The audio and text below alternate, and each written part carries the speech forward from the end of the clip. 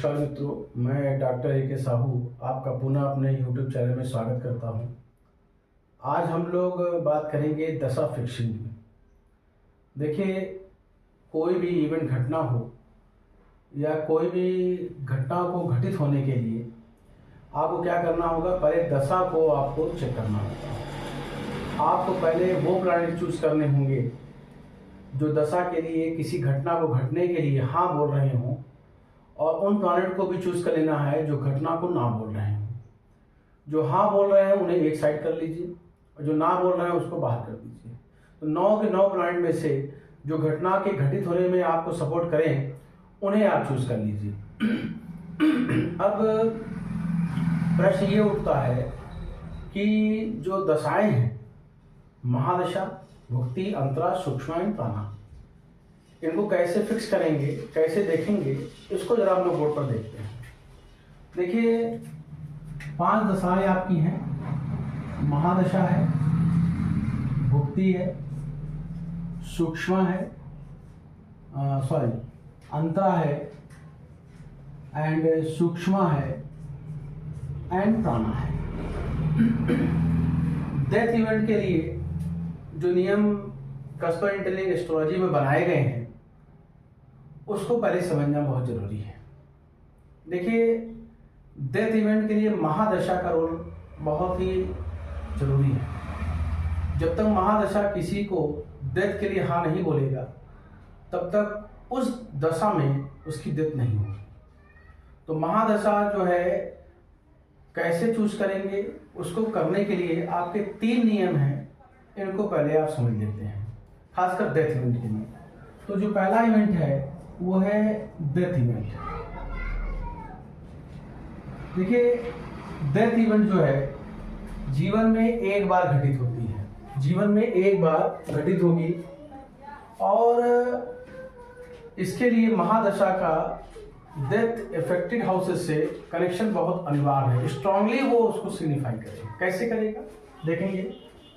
पहली कंडीशन ये है कि दशा लॉर्ड 1 and 8 and बादकेश में को रूल करे। ध्यान दीजिएगा, दशा लॉर्ड जो है 1 या 8 या बादकेश, ध्यान देंगे, 1, 8 या बादकेश में को रूल करे, या 1 या 8 या बादकेश में, ठीक है, स्टे करे, मीन्स बैठा हो। ध्यान देंगे, भावा चार्ट की मैं बात कर रहा हूं कि दशा लॉर्ड 1 या 8 या बादकेश में को रूल करे, या 1 या 8 या बादकेश में स्टे करे, या वहां बैठा हो। अब इसको जरा समझेंगे कि बादकेश कैसे चेक करें। देखिए, 1, 4, 7 और 10 का जो बादकेश होता है वो 11th हाउस होता है, इसको जरा समझ लीजिएगा। और 2, 5, 8 और 11 का जो होता है वो 9th हाउस बादकेश होता है, 9th हाउस। और 3, 6, 9 और 12 का जो है वो 7th हाउस बादकेश होता है। तो आप समझ लें कि 1, 4, 7 और 10 लग्न की अगर कुंडली है, लग्न मतलब यहाँ जो लिखा है भावा चार्ट में, यहाँ जो लिखा है फर्स्ट असेसमेंट, पहला कष्ट, अगर ये 11th है, ठीक है, और 2, 5, 8, 11 है, ये जो आपके हैं राशि, प्लैनेट है, उसके लिए 9 बादकेश है। 3, 6, 9, 12 जो है इनके लिए 7 बादकेश है। तो अब इसको नोट डाउन कर लीजिएगा, स्क्रीनशॉट ले लीजिएगा। तो देखिए, पहली कंडीशन ये है कि दशा लॉर्ड का 1 और 8 और बादकेश में को रूल करना जरूरी है, और 1, 8 एंड बादकेश में या तो स्टे कर ले, वो बैठा हो भावा चार्ट में। दूसरा ये है कि 8 सब लॉर्ड का रिलेशन दशा लॉर्ड के साथ होना जरूरी है। 8 सब लॉर्ड का रिलेशन दशा लॉर्ड स्वामी के साथ होना जरूरी है। वो 3 प्रकार से आप स्टडीज कर सकते हैं। कैसे? पहली कंडीशन ये है कि दशा लॉर्ड आपका मान लेते हैं मास है, और 8th SSL भी आपका मास है। तो ये सेम प्लैनेट है, इसका मतलब है 10 लॉर्ड 8 सब लॉर्ड खुद बना है, तो इसके रिलेशन एस्टेब्लिश हो गए। दूसरा ये है कि 10 लॉर्ड अगर मास है और 8 सब लॉर्ड सैटर्न है, तो ये डिफरेंट प्लैनेट है। तो करना क्या होगा? करना ये होगा कि मास के स्टार लॉर्ड के रूप में सैटर्न प्रकट हो जाए, या सैटर्न के स्टार लॉर्ड के रूप में मास प्रकट हो जाए। मींस मास सैटर्न का स्टार बने, सॉरी सैटर्न मास का स्टार बने, या मास सैटर्न का स्टार बने, ठीक है, तो भी रिलेशन स्टेब्लिश हो जाता है। स्टार लेवल पे अगर ये आप कर पाएंगे तो कुंडली बहुत ही परफेक्ट हो जाती है। अगर आप चाहें तो आप इसको 2 स्टेप आगे ले जा सकते हैं। अगर सब लॉर्ड पे नहीं आता है तो आप क्या करेंगे, इसको जो है मास में स्टार लॉर्ड, सब लॉर्ड और सब लॉर्ड तक चेक कर लें क्या सैटर्न को रूल कर रहा है, और या सैटर्न में मास को रूल कर रहा है। अगर ऐसा है तो ये भी रिलेशन स्टेब्लिश हो जाता है। तीसरी कंडीशन ये है, तीसरी कंडीशन कि 10 लॉर्ड मास है और 8 सब लॉर्ड ये सैटर्न है, और ये दोनों जो है किसी एक ही स्टार जोन में आ जाए। मींस ये दोनों जो है जैसे जुपिटर के स्टार में आ गए सपोज दैट, या मरकरी के स्टार में आ गए। इसका मतलब है कि मास सैटर्न दोनों एक ही स्टार जोन में, तो भी रिलेशन स्टेब्लिश हो जाता है।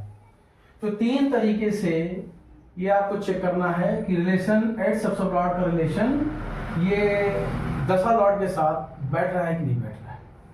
तो पहली कंडीशन ये थी कि 10 लॉर्ड 1 8 और बाधिकेश में कोरूल करे, या 1 यानी 8 और बाधिकेश में स्टे करे। कौन कौन से बाधिकेश होंगे वो मैंने आपको बता दिया है। सेकंड ये है कि 8 सब लॉर्ड का 10 लॉर्ड के साथ रिलेशन 3 किस तरीके से बनेगा वो मैंने बताया।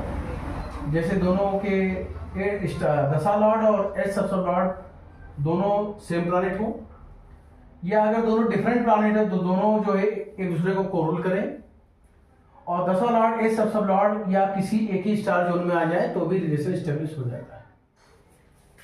तीसरा ये होता है कि जो 10 लॉर्ड है वह आपका डेथ इफेक्टिंग हाउसेस, ध्यान देंगे, मारक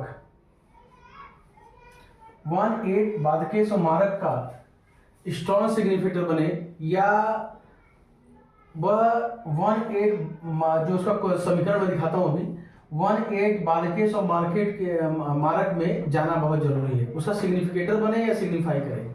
कैसे करेगा जरा इसको देखते हैं बोर्ड पर, इसको आप स्क्रीनशॉट ले लीजिएगा। देखिए थोड़ा सा एक स्टेप और आगे बढ़ते हैं। हम लोग महादशा की बात कर रहे हैं। महादशा प्लैनेट कोई भी हो, जिसे मान लीजिए कि मासी है, वो अपने स्टार लेवल, सब लेवल और सब लेवल पे कैसे सिग्निफाई करेगा इसको देखें। अगर 1 को इन्वॉल्व करके 8 से कमिट कर देगा तो डेथ होनी तय है, और सब लॉर्ड लेवल पे या तो 8 आ जाए, या तो बाधिकेश आ जाए, या तो मारक आ जाए। ध्यान दीजिएगा, ठीक है, मार्केश आ जाए, बाधिकेश आ जाए, या 8 आ जाए तो डेथ होनी तय है। ये 8 को इन्वॉल्व करके 1 आ जाए, सेम यही चीज रहेगा, 8 बाधिकेश मार्केश में। और अगर मान लीजिए कि इसमें से 1 और 8 दोनों आ गए हैं तो यहाँ मारक आ जाए तो भी डेथ हो जाएगी, ये सेम रहेगा। अगर यहाँ पे 1 और 8 आ गए हैं तो ये बाधिकेश आ जाए तो भी डेथ हो जाएगी, या 1 और 8 आ जाए, या मारक एंड बाधिकेश दोनों आ जाए तो भी डेथ हो जाएगी। 1 के साथ मारक आ जाए, 8 आ जाए, 1 के साथ जो है बाधिकेश आ जाए, 8 आ जाए, और 1 के साथ मारक भी आ जाए और बाधक भी आ जाए, 8 आ जाए, 8 के साथ मारक एंड बाधक आ जाए, और यहाँ सेम कंडीशन है तो डेथ हो जाएगी। लेकिन ध्यान है कि अगर यहाँ पर केवल 1 की इन्वॉल्वमेंट हो जाए और ये सब ना आए 1 की इन्वॉल्वमेंट, तो किसी भी कंडीशन में डेथ नहीं होगी। 1 अगर अकेला आ रहा है, लग्नेश अगर अकेले आ रहे हैं, एसेंडेंट अकेला आ रहा है, 8 बादकेस मार्केस के साथ 1 आ जाए तो डेथ हो जाएगी। लेकिन अगर 1 अकेला मीन्स ऐसे समझ लें यहां पर केवल 1 आया है तो डेथ नहीं होगी। क्लियर? अब आप ध्यान देंगे कि जब महादशा की बात होती है 1 8 के साथ हम लोग इसका कॉम्बिनेशन जब बनाते हैं तो ये कंडीशन आ जाती है। बाकी हमारे जो प्लानिट बच रहे हैं जैसे भुक्ति है, अंतरा है, सूक्ष्मा एंड प्राणा है, ये भुक्ति, अंतरा, सूक्ष्मा, प्राणा हो गए। या मान लीजिए कि ट्रांजिट में जो है जुपिटर है, मून है, सन है एंड सैटर्न है। इनके लिए नॉर्मली ये है कि अगर ये किसी तरीके से भी इन्वॉल्व कर लेते हैं तो डेथ इवेंट हो जाएगी। फॉर एग्जांपल मैं देख लेता हूँ, जैसे मान लीजिए कि यहाँ पर 1 की इन्वॉल्वमेंट हो केवल मारक आ जाए, मारक की इन्वॉल्वमेंट हो कि वहाँ 8 आ जाए, बाधक की जगह 8 आ जाए, एंड मारक एंड बाधक के साथ 8 आ जाए, 8 के साथ मारक एंड बाधक आ जाए, 1 के साथ मारक एंड बाधक आ जाए, 1 के साथ मारक आ जाए, 1 के साथ बाधक आ जाए। ठीक है, तो इसके लिए बस ये है कि वह डेथ इफेक्टिंग हाउसेस में कोरूल कर जाए। महादशा के लिए जो सशक्त नियम बनाए गए हैं उनके अलावा भुक्ति, अंतरा, सूक्ष्म, प्राणा और जो आपके ट्रांजिट के जो कोरोनिंग प्लैनेट है जो Jupiter, moon, sun and Saturn, ये जो है सैटर्न तो चूंकि 2.5 साल बताता है, जुपिटर जो है 1 साल बताएगा, सन जो है 1 महीना बताएगा, मून जो है आपको वो दिन बताएगा। तो उनके लिए बस ये है कि वो डेथ इफेक्टिंग हाउसेज में चले जाएं, यहाँ सेम लिख दें, मतलब कोई एक हो जाए, केवल 1 नहीं आना चाहिए। यहाँ पे अगर बाधक आ जाए या मारक आ जाए या तो अष्टमेश आ जाए तो डेथ इवेंट हो जाएगी। एक और छोटा सा मैं आपको बता दूं कि ये तो डेथ इवेंट हो गया। अगर ये मान लीजिए कि कोई और इवेंट है, डेथ इवेंट नहीं है, सपोज दैट ये मैरिज का इवेंट है, मैरिज का, तो मैरिज में हम लोग भुक्ति को कंसिडर करें। किसी भी घटना के लिए डेथ इवेंट छोड़ करके किसी भी घटना के लिए हम लोग भुक्ति को कंसिडर करेंगे। भुक्ति को जब कंसिडर करेंगे तो मैरिज का जो प्राइमरी कस्प है वो है 7, सपोर्टिंग कस्प है 5 एंड 11। तो करना क्या है कि जो महादशा है अगर ये 5, 5 और 5 में या 11, 11 एंड 5 या 11 एंड 5 एंड 5 एंड 11 देख रहे हैं, या इसमें से या कुछ भी आ जाए, 7 भी आ जाए, 11 भी आ जाए, तो महादशा को इस केस में हम लोग केवल न्यूट्रल देखेंगे कि वो किसी इवेंट को मना न करे। बाकी भुक्ति का स्ट्रॉन्ग सिग्निफिकेटर बनना अनिवार्य है। तो भुक्ति का स्ट्रॉन्ग सिग्निफिकेटर बनने के लिए फिर वही हम लोग करेंगे जैसे मैंने कहा मैरिज के लिए। पहला ये है कि जो आपका भुक्ति लॉर्ड है, ध्यान दें, जो भुक्ति लॉर्ड है, मैं भुक्ति लॉर्ड की बात कर रहा हूं, ये 7, 5 एंड 11 में कोरूल करे, ठीक है, या तो 7 और 5 में स्टे करे या तो बैठा हो। पहले नॉर्मली कंडीशन ये है भुक्ति लॉर्ड के लिए।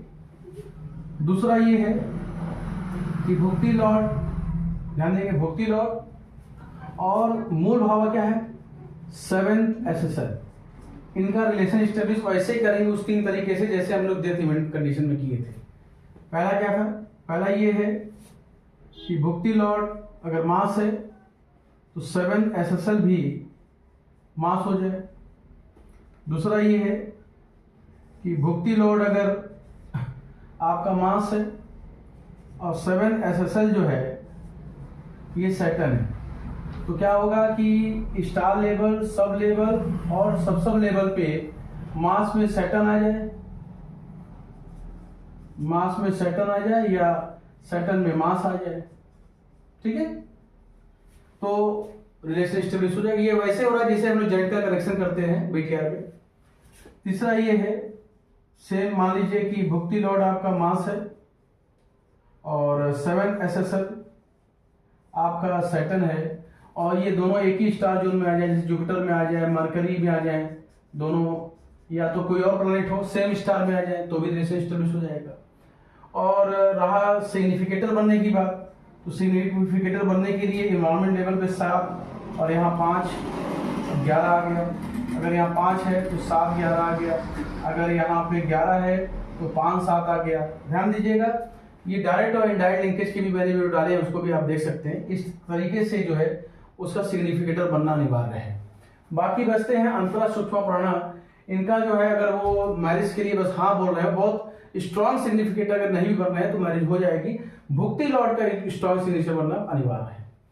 लास्ट एक और देख लेते हैं, जैसे मान लीजिए कि अगर ये चाइल्ड बर्थ की बात हो रही होती तो 7 की जगह हम 2 रखते। 2 जो है एडिशन ऑफ फैमिली है, एक्सटेंशन ऑफ फैमिली है। 5 जो है आपका जो है चाइल्ड बर्थ का है, और 11 जो है फुलफिल डिजायर है।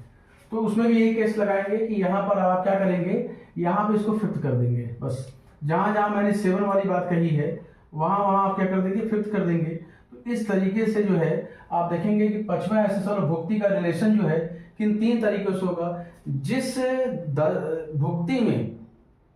भुक्ति में जो आपके प्राइमरी कस्में हो, चाहे वो मैरिज के हो, चाहे वो चाइल्ड बर्थ के हो, चाहे ठीक है या किसी और इवेंट के, डेथ को छोड़ करके, डेथ के लिए महादशा की बात होती है, उनके लिए ये रिलेशन एस्टेब्लिश हो जाएगा और वो सिग्निफिकेटर बनेंगे तो मैरिज या जो चाइल्ड बर्थ है वो हो जाएगा।